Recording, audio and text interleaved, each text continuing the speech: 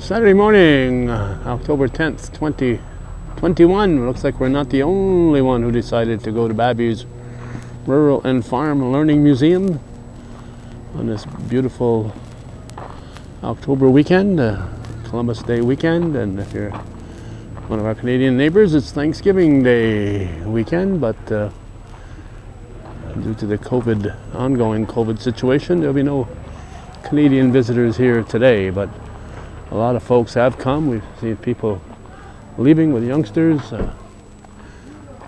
so I think we're in for a nice day here. There's a young fellow who's ready to buy a tractor. If you've never been to the Babbie Rural and Farm Learning Museum, it's at, I think it's 250 or thereabouts, River Road in Peru. River Road comes out in the back of the school, so not too difficult to find. Come off Route 22B and you'll be able to find the River Road. And as you can see, there's all kinds of items on display, and a lot of folks taking advantage of the situation today, and it looks like a very, as we said, very fine turnout. Old grain bags up on the wall. I have a few of those sitting at home. And a whole lot of stuff that would have been used in rural days from the past. Rural and farm.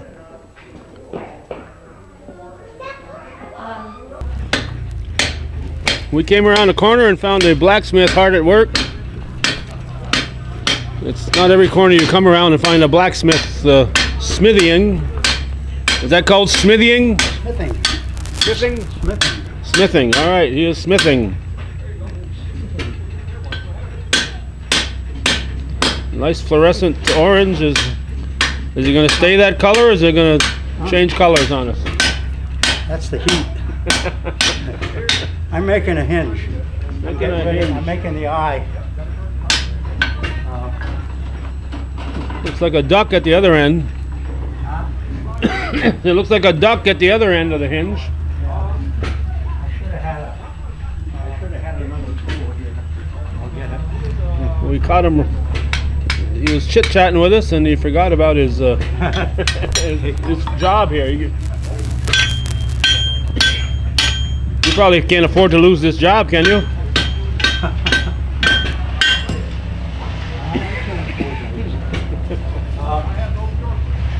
Yeah, So what's your name, sir? Bill Umbright. And Bill, you've been here volunteering at the museum how long? Since it opened. That's a few years now. Yeah. Yeah. Anyway, Looks like Dale Bombard's going to give a little stagecoach ride here. You don't usually see Minneapolis Moline tractors pulling stagecoaches, but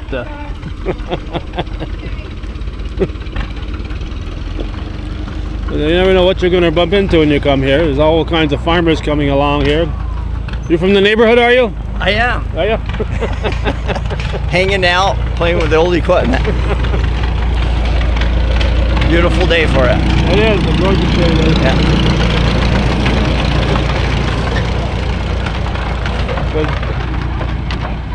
Does Dale pay you for the honor of driving a tractor here? He loves to be on a tractor, so. No, but he's a good volunteer and he's always here to help. And who are you? And who are you? I'm David Babbie. I know that. There's one or two people watching this that don't know that. No, I'm the president of the museum, and today we're put together a harvest day and try to get out as much old equipment as we can and demonstrate it to the people. So you took over for that fellow there and that mower that's moving around down there as president? Well, he's a full-time CEO. Oh, okay. Yeah, and Chief Operating Officer. Right? Yeah, so he kind of oversees and heads everything up. It's a pretty fancy little mower he's got there. Yeah, that's his mower. Does he actually mow with it, or he just used it to drive around? That's his mower and his transportation. He had a little incident yesterday getting really? off the mower, so he's riding it out today. Okay. He's also known as the founding father, besides your father. Yes. Yeah.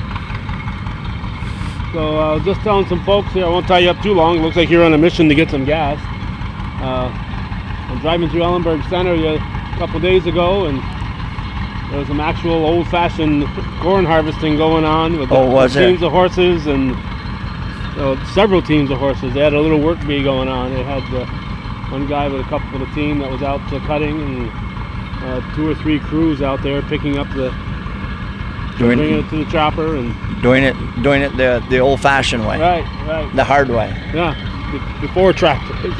Did have a tractor there though. They was pushing some stuff around. Was it? I don't know if that was against their religion or not, but I didn't want to ask. You know, they did have one tractor there. Yeah. So. Good. All right. So I want to keep you, Dave. Yeah, I know you were. Yeah, that's a new piece for the museum. That's a Husker shredder that actually takes the ear off, shreds up the stalks, and then going on right now. Yep. If you want to venture down there. I'll make my way down there. All right.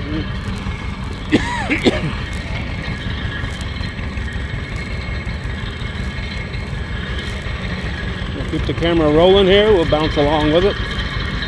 This little make-believe windrow here. That's so they can come along and bale this later. It's actually been baled already, and they spread it out so they can demonstrate. So.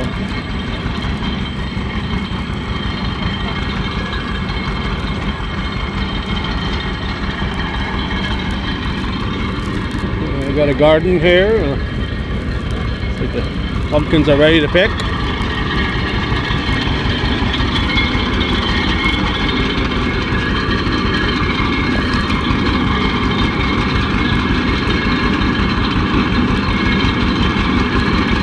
This is a Husker shredder. Apparently what they're doing is taking the corn husks off the corn.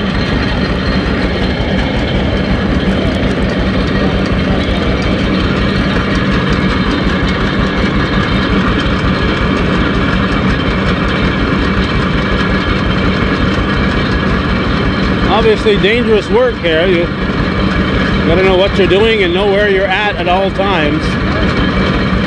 There were a lot of farm accidents in the old days.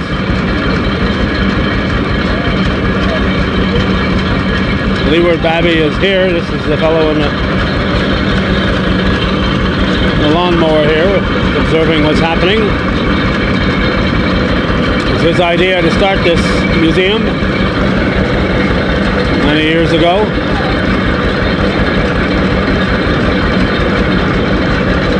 Piece of equipment is, as you can see, belt driven.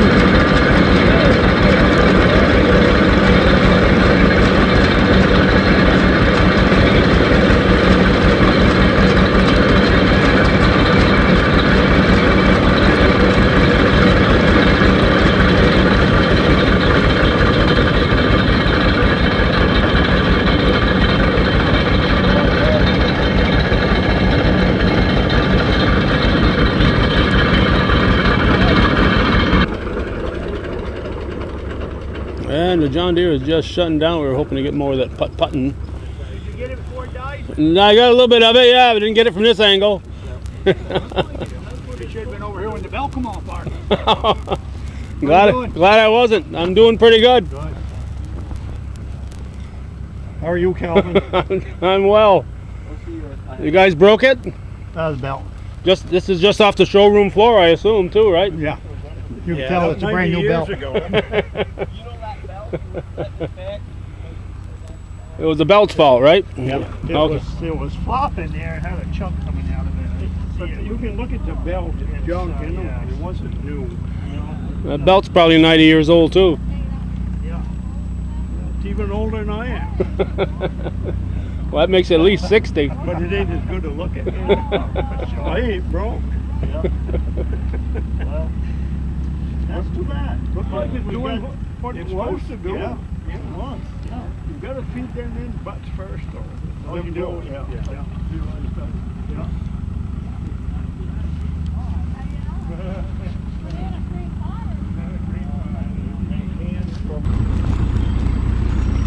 Okay, we were pulled over to the side and told to chat with this young fella here. What's your name? I'm Ross. Ross who? Goodyear, like the tire. Like the tire? Okay. Right. We started here a year ago, and we put in 24 dump trailer loads of fill here. And on that back side, it's 9 feet deep to make room to do this. Wow. You know, we a little hill and incline here, and then we rolled it and packed it and bulldozed it as we brought it in. It made a nice area. is that going to be sturdy enough and secure enough? It's not gravel, it's sand, you said, right? Well, it's sandy gravel, but we compacted it so hard that we can barely drive a stake in it. Really. You did too good a job. We did too good a job. All right, so what are you going to do here, Ross? We're going to set up a sawmill, and we started. The track and the carriage, of course, is sitting there now. We poured the concrete here a few days ago, a concrete foundation. Where that big square pad is, there'll be a Caterpillar engine will set there. Okay. And we've got the engine. On those steel beams, where nothing is sitting there, there's more of the mill. It's called the husk, and that's where the saw and the frame to it and the controls and the belts and everything are. They're here, we just haven't set it up yet. But eventually,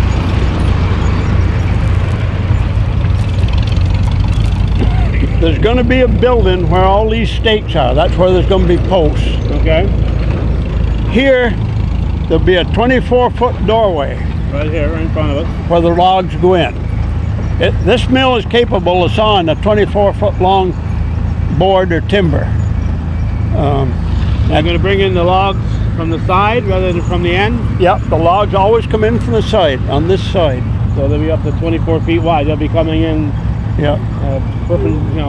Most of them horizontal to the mill. Yeah, most of them won't be that long. Right, right. But you can bring up to that size. The carriage, which is covered up there, of course, is rolled back here when you're loading the logs on it.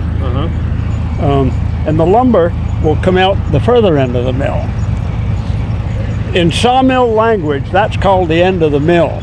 Obviously, there's two ends, right. But in sawmillers, when they say the end of the mill, they always mean the lumber end. Right. There will be a building, and we're going to put the building up right off. We're getting ready to start right now on the building. And then we can work on this, hopefully some this winter.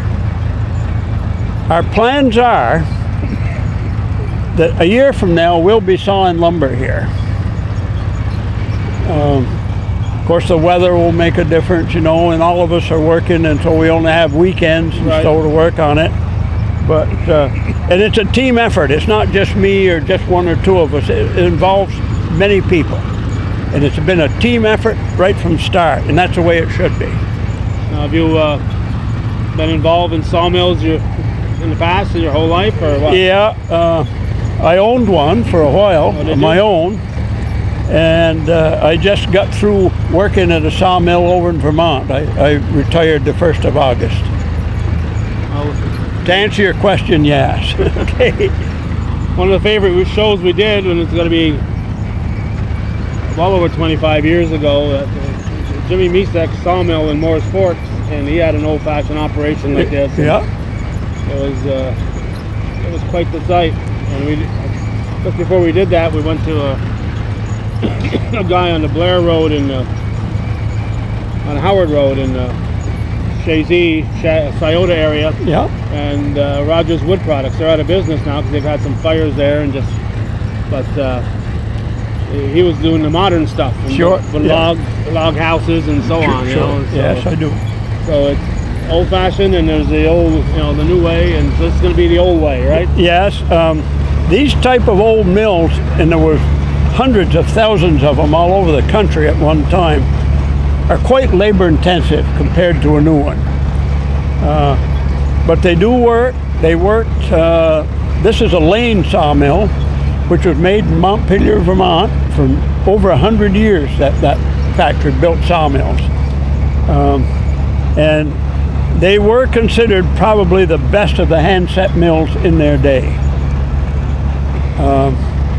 But They're a lot of fun, I guess.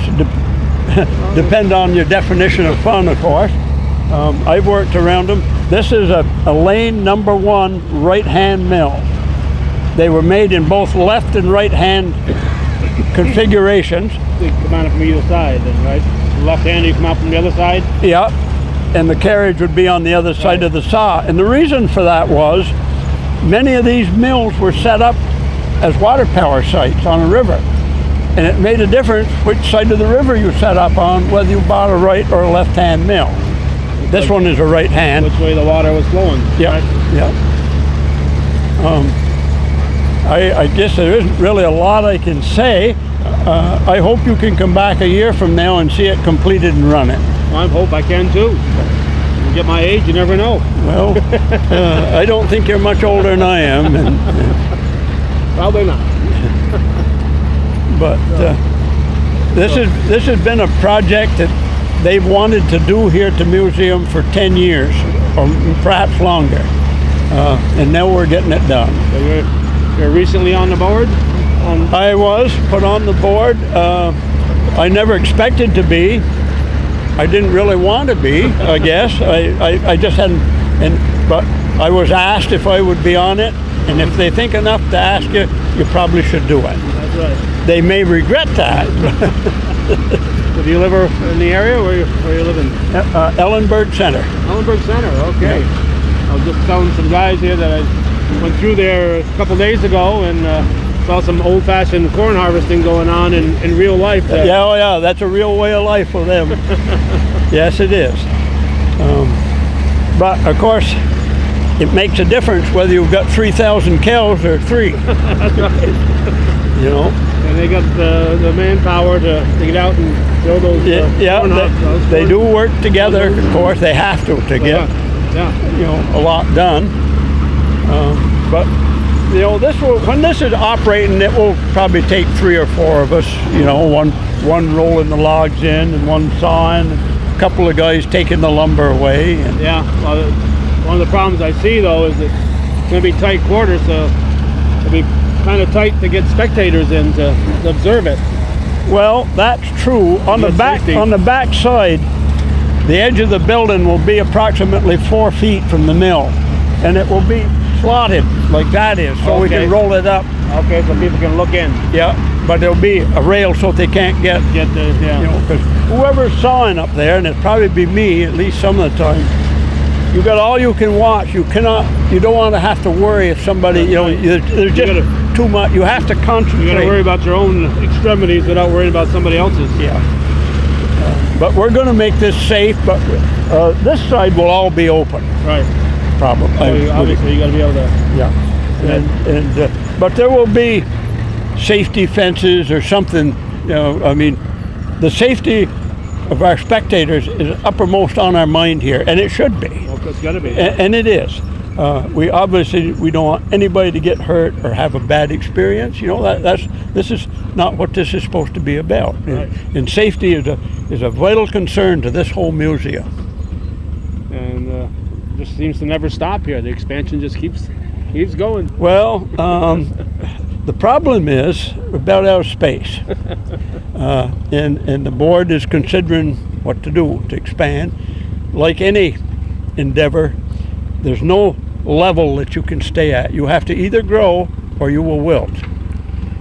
And right now we're out of space, and there's a committee that is being put in place to look into how we can either acquire some land, whether it be donated, whether we can buy it, whether we can lease it long term, whatever. But we've got to in order to expand, we got to have a place to do it. That's right. And this is right now we're at a critical point in considering that. Property lines are right there. We're tight. We're tight. Yes, sir. And they're certainly maximizing what they're doing here. Yeah. Well, Leeward may have to sell his house and move out and expand the. Well, we've talked about putting some buildings up on that big lawn between his house and so far that's met some pretty stiff resistance, to put it mildly. Well, we won't mention her name though. No. But. Yeah, there's a lot here to see on this museum. I don't know if you've seen it all yet or not, but those buildings are full. Yeah. And we got to get the word out better. We got to do a better job of advertising and promotion. It's been a tough couple of years. Yeah, of course, you know, the COVID, of course, Yeah. probably affected it, but we've got some new faces on the board who are progressive thinkers. I'm trying to be polite about this. Some of the ideas are a little wild, but I think that's what's needed, is new ideas, maybe. Well, we need old ideas, but this is supposed to be antique stuff. Yeah. I guess the easiest way to say it, we need new ideas about old equipment. There you go. There's just enough curb space here to get the stagecoach through. Yeah, I mean, we're tight here, as you can see it. Yeah. Well, it's good talking to you. Same here.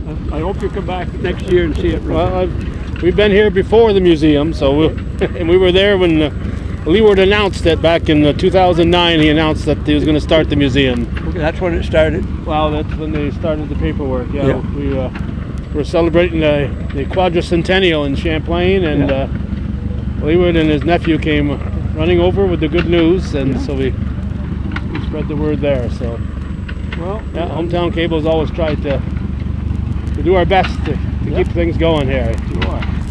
Even got that little Ryan boy working there. Oh yeah. Yeah, he's a ton of fun too. Literally a ton. Yeah. All right. Thanks. Thank you. Yeah. As you see, you don't want to get your pitchfork stuck in there when the arm is coming down.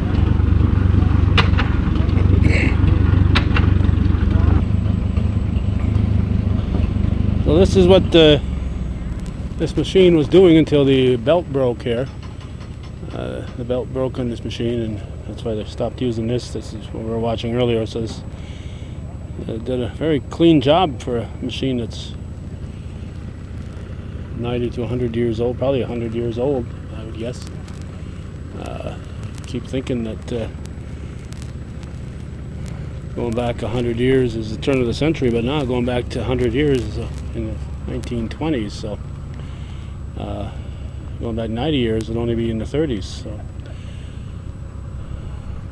Advanced Rumley is the name of the machine. I've never heard of that company. But you can see the engineering that went into this stuff.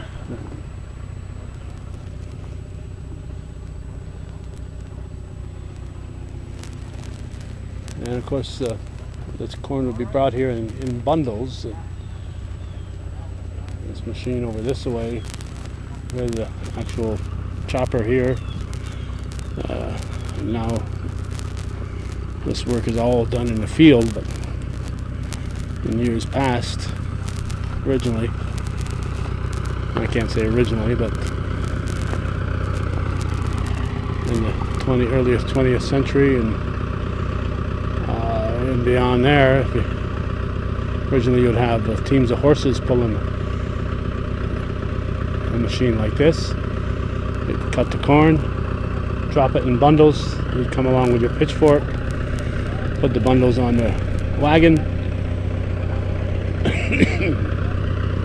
bring the wagon up to this, throw your full stalks of corn on here. This machine would chop it and send it up into your silo. Obviously this would be a short silo here, but it would blow it into your silo. In this case they're just blowing it onto the ground here. So this is something we've witnessed here in the past. If you check our archival footage, you'll find lots of coverage of this kind of harvesting.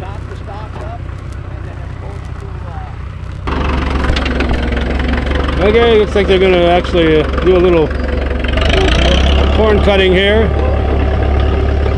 So this machine will cut the corn. Looks like a couple escaped here, so that's not going to be tied. And you'd have somebody riding on there. Watch your arms, boy. A lot of farm accidents in the, as I said before, in the old days.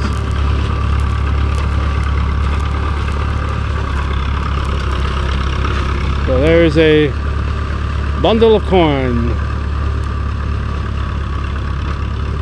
A piece of twine holding it together. You come along now with your pitchfork, get a wagon full, and bring it over to the chopper, which is at your silo. As we said, we've got plenty of footage of this from past years. Now you get paid the same whether you're working or just hanging around? Yeah, same price. Now don't do a Dave Babbie here and give me that strange look when I ask you your name. Leonard Duquette. Katie'ville.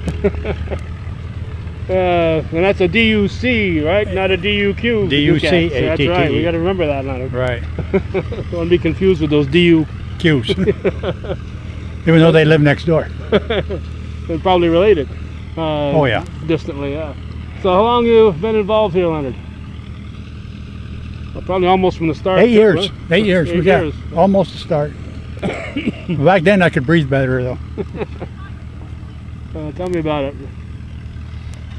Asthma kicking in here for me. So. Oh yes. That's my own fault. So. Your own fault. Uh-oh, you're one of them smokers? Yep. Uh-oh.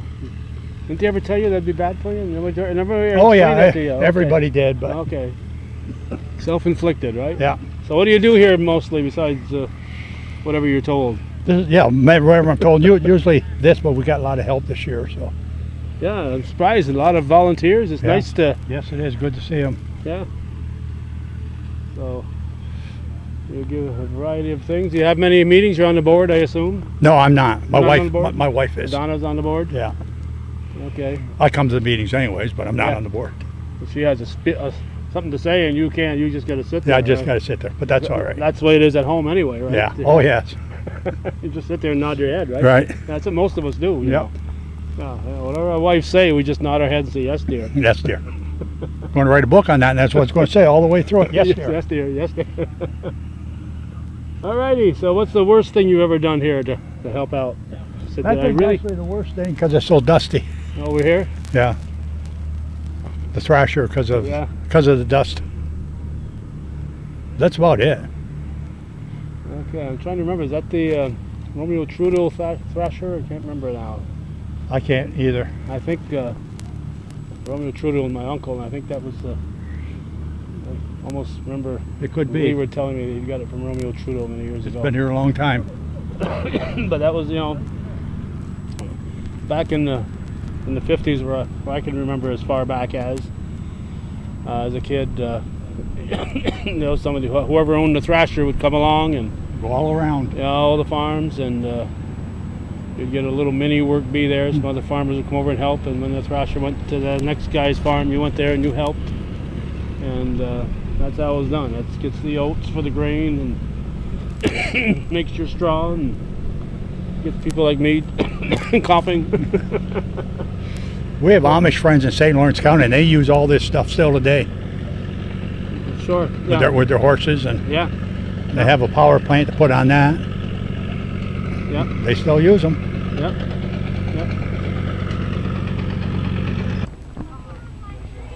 Although this fellow grew up in Champlain and graduated from St. Mary's, I didn't really know him until I read an article by John Ryan and telling us about his collection. So Gordy Little and I came down and did a story with him. And I'm not getting choked up. I got my asthma kicking in here today. Oh. So Leeward Babbie, you had a personal collection for quite a while, right? Yeah, I started when I was still farming, but has increased since I sold the farm. Yeah. And somewhere along the line, your collection got so big that it popped into your head that maybe you should start a museum. How did that come about that you first decided that? I don't know. I used to go to these auctions, family auctions, and everything would be sold, and I didn't want that to happen to my collection, so I decided to start a museum. Yeah. It's probably a little more work than I figured, but I'm surviving. Well, you got a lot of help, though. Your whole family has been involved, but now you've got other people in the community who've stepped up for quite a while here. Yeah, for sure. We've been lucky. There's, I just heard there's another museum going down, eh? Where was that? Keysville, Anderson Falls. Oh, really? I didn't know that. Yeah, it was in the paper this morning. Yeah. I didn't see that. I'm sorry. Yeah. Yeah. That's too bad. I know they. Yeah, it's too bad. I think there's probably a lack of interest with maybe the younger generation. Well, between that and the 2 years of COVID, it's been tough. Yeah. You know, the Champlain Transportation Museum went out a couple of years ago. Yeah. Yeah, we got a lot of their stuff. Yeah. Yeah. You know, and it's too bad. That was a nice idea, but just didn't pan out. Yeah. And you know, I'm hoping we don't have to close our doors. Yeah. Could you have envisioned what you've got here right now, though, when you decided you were going to have a museum? You couldn't have, because you've really grown as far as items you've got. Yeah. I never thought it'd be anything like this.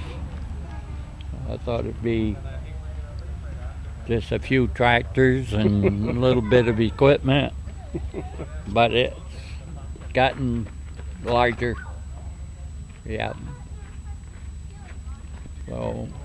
And this is your closing weekend, right? For the yeah, year? we're made it through the season here. So it's different with this COVID. Yeah. Yeah. So usually, what, in May you start opening up to the public? Yeah, it's I guess the first weekend of May. Yeah. The seasons go by faster as you get older. Yeah, yes. Sometimes days take forever, but weeks fly by, right? Yeah, something like that, yeah. For sure. Yeah. Yeah. Yeah. So you got animals to feed here year round. Who feeds your animals during the winter months? I see you got all kinds of kids helping out today. I do. Hopefully I can continue doing that. I always can make it down here one way or another. But no milk cows, right? You haven't got to do any milking. No milking. No. Yeah.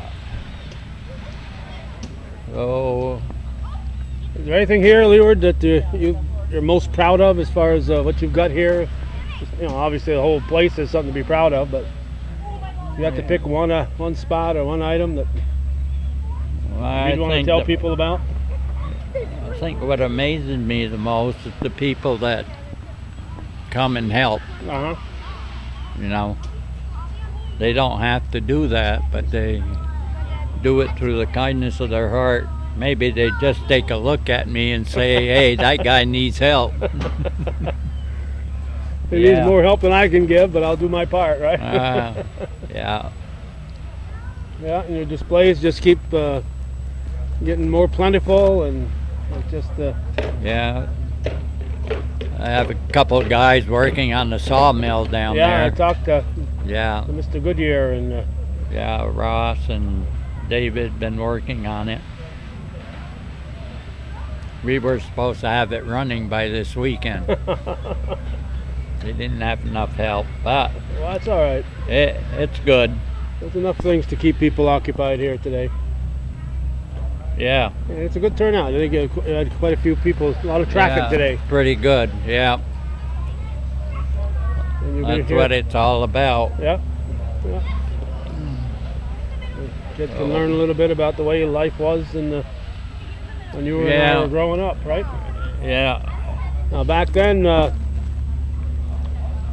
if you were cutting the corn, it wasn't just a one-man operation. Usually there was a work be? Usually the neighbors would come over and... Oh yeah, neighbors, relatives used to have a bee, and they'd go from farm to farm and put up the corn. They did the same thing with oats. Yep. Threshing of the oats. Yeah. I don't know how they decided who was first. I guess the guy with the most machinery probably got to choose first. Huh? Yeah, probably. But it all worked out. Yeah, I remember, I was just a kid then, but I remember before we got the field choppers, that, you know, getting the corn in, and a bunch of guys showing up at my farm, my family's farm. My mother would make 5 apple pies, and they were all gone at lunchtime. Yeah. Well, they sure had the appetite. They always brought their appetite. If you're pitching corn, that's quite a job. Yeah. That stuff is heavy when it's green. Yeah. Yeah. Yeah. So times were different, but once they got into, you know, field choppers and stuff like that, it became a lot easier, and yeah, people became more independent. Yeah, they didn't go from farm to farm. Usually the farmer had all his own equipment. Yeah. Trying to remember when I was looking at the thrasher back there, is that Romeo Trudeau's thrasher? I think I've seen Romeo Trudeau's thrasher somewhere. I didn't know if you had it in your collection. Yeah, the metal one there. Yeah. Yeah, that's right. We never took the wooden one out, but we have a new piece of equipment down there, which is a Husker shredder. You know, yeah, they were operating that when I first went down there, and the belt broke. It broke a belt, so yeah, those things happen. Yep. Yeah. Yep, that was part of farming, was repairing stuff. You better be somewhat independent as far as repairing stuff, otherwise. Oh yeah. It was, I found out when I was farming that things break on weekends and holidays. When you can't get them fixed. Yeah. Or you can't get the part. Yeah. No. But made it through. Yep. One way or another. Yeah. Well, we appreciate you taking time to chat with us, Leeward. Well, let you you're get more back on than the road welcome. here. You must have a lot more lawns to mow here. I appreciate you stopping by today. We do have good weather for it. Yeah, So beautiful day. beautiful. And the wind is let up. I had strong winds at home, coming down the northway with strong winds, but here it's nice and quiet. So. Oh yeah, it's Peru weather. Peru weather. Yeah, yeah, for sure. All right, Leeward, thank you very much. Okay. I'll let you get back to work. Okay, thanks for coming. Yep. As you can probably tell, the old asthma's kicking in here, so I'm gonna head out in a lot of dusty places around this display, but rather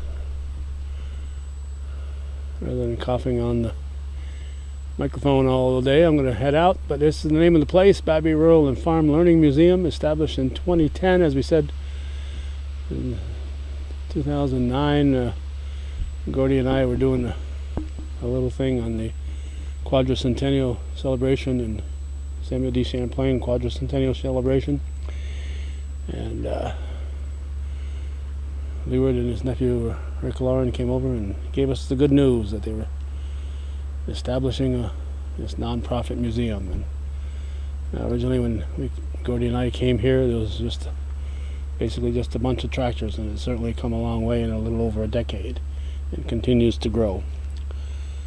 So congratulations to Leeward, his family, and all those many volunteers who help out here and make all this possible. If you don't come here in the summer months, you really should consider doing it. It's worth a trip. It's, like I said, I think it's 250 River Road here in the town of Peru. Very easy to find. And if you've got kids or grandkids, they're going to love it to pieces. So plan on coming next year.